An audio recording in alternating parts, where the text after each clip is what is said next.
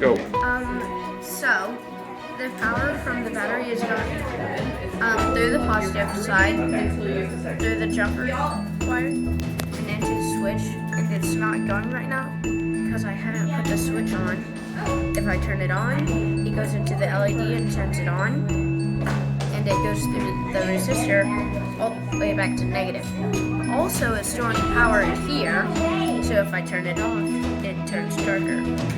But Awesome. if I turn it on,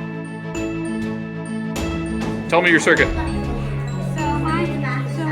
photoresistor resists electricity based on the amount of light that's shining. That's going through. Well, show us how it works. Uh-oh.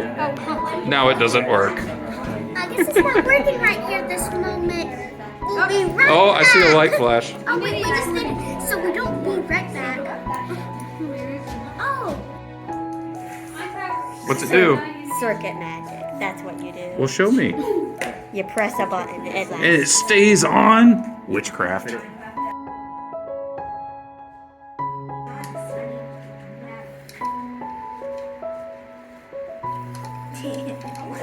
Is this how to train your robot? This is